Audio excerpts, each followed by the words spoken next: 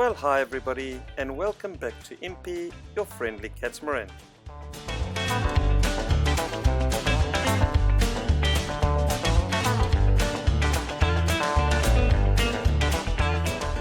So we are a couple sailing around the world, having left South Africa a number of years ago now.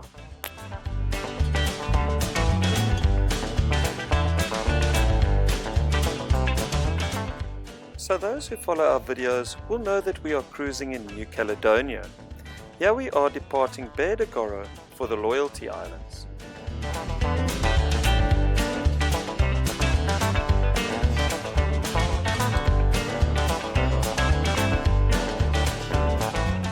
Now the sail to Lifou in the Loyalty Islands from Pointe de Eacho is about 104 nautical miles, and we want to arrive in Lifou with the light of morning.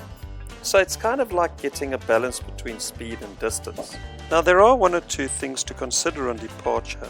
It's not always that one can just leave at the crack of dawn or any other random time.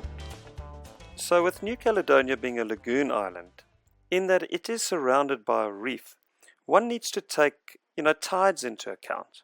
We are going to depart through a pass, which is a gap or break through the coral reef barrier, a pass called the Havannah Pass. We want to plan a departure through this pass around slack tide and not mid tide, since currents here can reach 4 knot speed at mid tide, causing overfalls or rips, which at certain times can be dangerous. To best explain this, let me go back to a region that we sailed, where sailing through passes needs special attention since water flow reaches speeds in excess of 8 knots in places. This is the Tuamotu Archipelago. Let's take one atoll for our scenario. Here is Vakkarava. So Vakkarava has 2 passes, one in the north and one in the south. So excluding the time for water momentum to be factored in, at around slack tide, which is between high and low tides, the water level within an atoll and the surrounding ocean is in equilibrium. They are at the same level. Let's take a look at what happens as we move from a high tide to low tide. So moving toward low tide, the surrounding ocean drops in level and the water in the atoll is trapped within the surrounding reef system. Ignoring the fact that there are several smaller passes or outlets in the surrounding reef, let's just look at the 2 biggest passes through which vessels can enter or exit. And one can see that the trapped water will flow at high speed from a higher level within the atoll to the lower level of the ocean, and this will cause the effect of rapids or overfalls. And believe me, since we have been caught in one or two of these, the passage can be filled with rolling, breaking, but stationary waves. It can be very frightening. This reminds me, I'm sure my friends won't mind me sharing this. We have a story to share right here in the North Pass of Vakkarava. Our friends on their monohull joined us as we cruised out of Vakkarava to admire this beautiful motor vessel called A. The water was glass-like. Conditions were excellent. However, we had decided to negotiate the pass on an outgoing tide.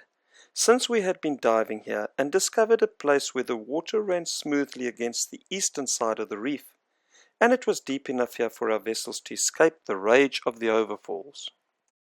So here we are on the inside of the lagoon. I am in calm water taking photos of the overfalls.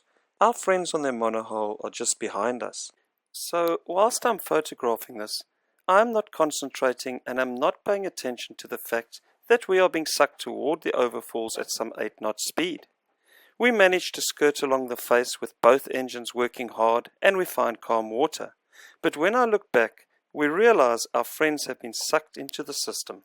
So fortunately they are close enough to calm water and all ends well. But they do say that it felt as though they were in a washing machine for a while. We have seen a few yachts now taking damage in passes. This particular one hit a reef in a pass off Impi. Oh yeah, and let me share some footage I should not be very proud of. My son Terry is at the bow of Impi, initially scouting for coral heads, as we enter a pass on an outgoing tide in the Bahamas. The footage does, however, give one a feeling for boat motion in these passes and the power of the current.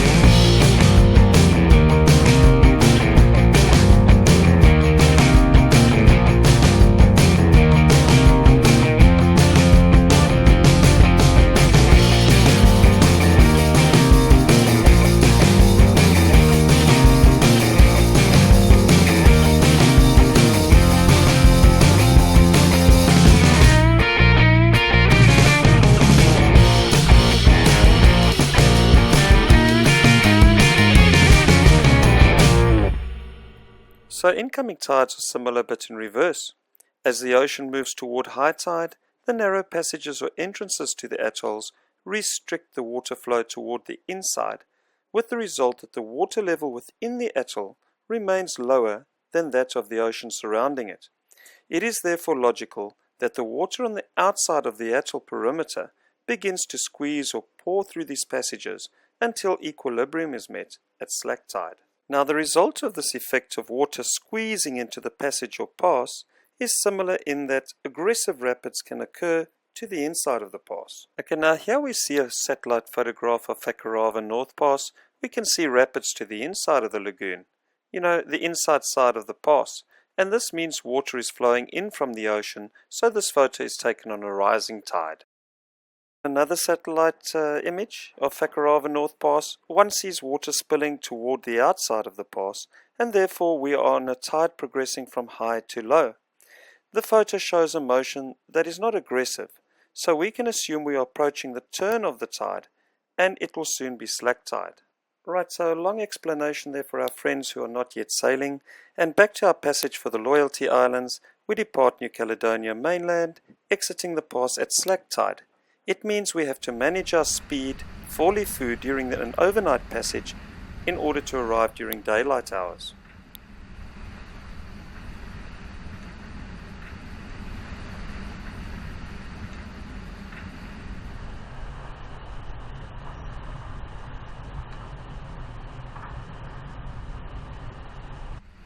So we have found it is best to make speed with the available wind instead of holding back to achieve an average speed for daylight arrival. It is easier to hold back and sail inefficiently with wind than to motor and use diesel for a lack of wind.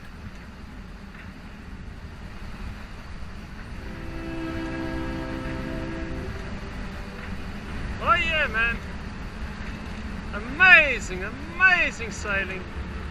Beautiful day, lovely breeze. We're doing about 8 knots here.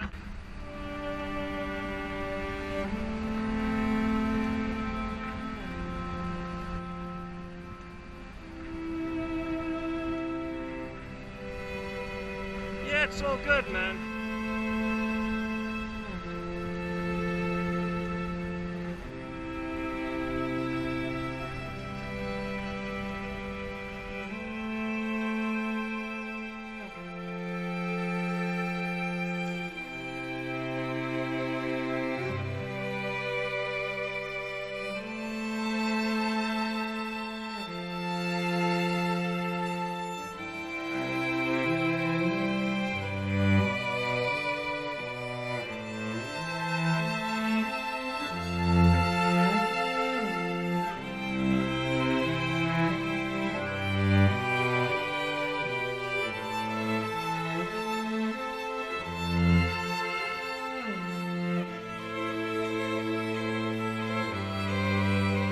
After an uneventful night, apart from having to slow the boat down toward early hours of the morning, we finally sail into Pointe de Chepenehe. The bay is deep and the anchorage is off a shallow shelf close to some cliffs of the main town.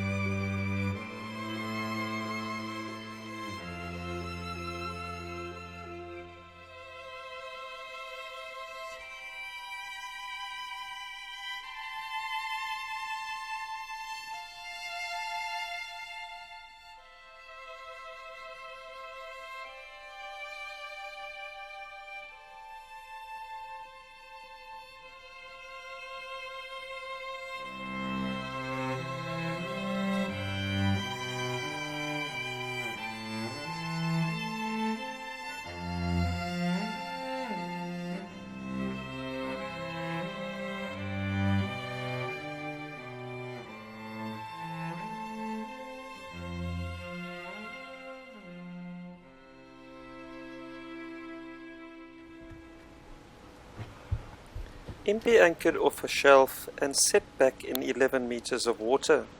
The water clarity is unbelievably transparent. Even at 11 meters, one sees the ocean floor as if it were 1 meter deep. Right, beauty soaked up, it's into the dinghy we go to see if there is a shop for some groceries in the town. So it's interesting to see on an island like this in a remote area, there is a natural break in the rocky shoreline which serves as a little dinghy harbour. Well, let's call it that. So one comes through there, and then you just have to figure it out from there. You have to just figure out what to do here. There is an infrastructure here, and whilst very basic, it serves as a place, as a safe place to disembark and explore the town.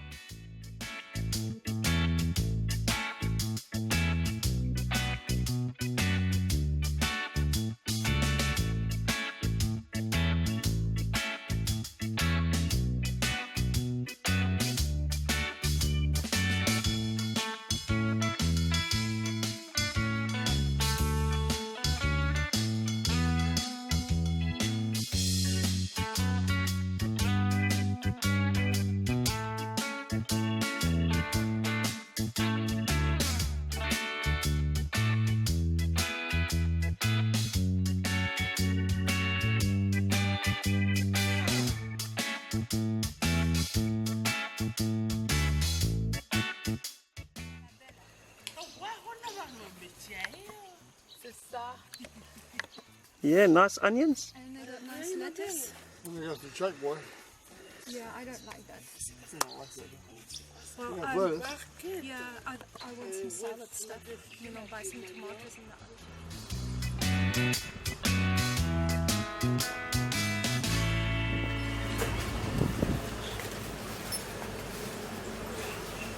I got tomatoes. Oh, oranges, carrots. Yeah, and Anna was remarking on how well stocked this island is, you know, for fresh produce and so on, compared to many islands we have been to. Don't know if you can see this, but this is just spider webs everywhere. Yeah, and I mean, look at all of the spiders up there.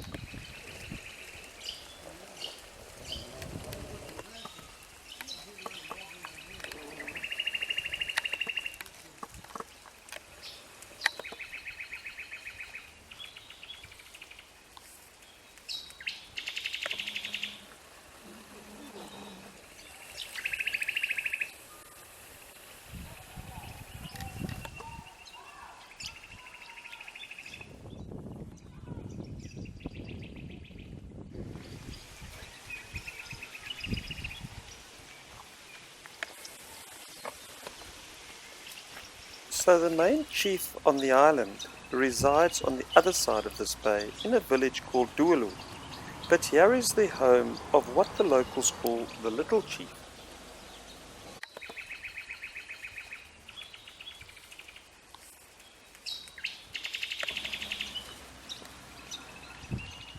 The local people referred to as Kanaks are made up predominantly of Melanesian and Polynesian people. The folks are very friendly, and our reception here on the island was wonderful. The ladies were explaining to Anna that they have special activities for the kids on certain days in the week, and mostly they teach the kids to dance here.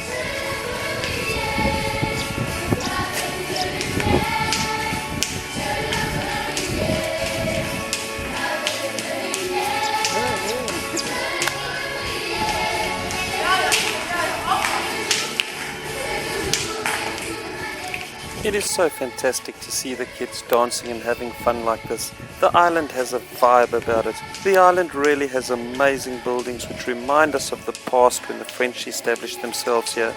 In fact, there is a blend of new and old from both sides of the Queen.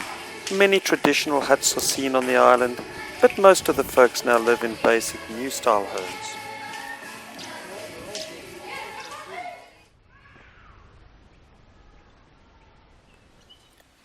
This place is an interesting visit.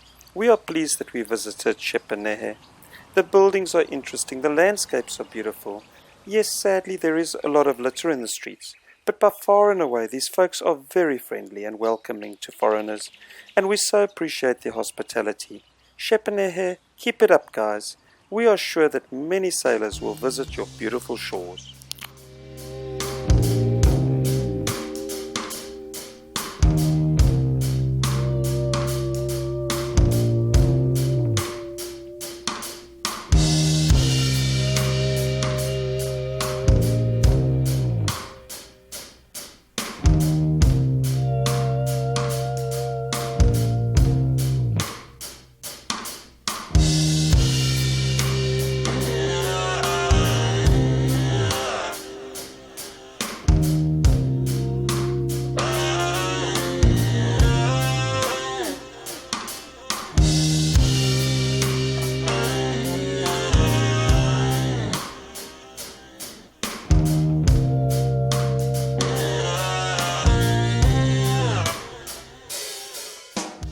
Well, our weather groups were showing strong southeasterly winds, which is not good in this anchorage, and it was showing it to be blowing for the next week. So we decided to lift anchor and head across the bay to where the main chief lives, a village called, now you'll have to excuse me, Tuamotu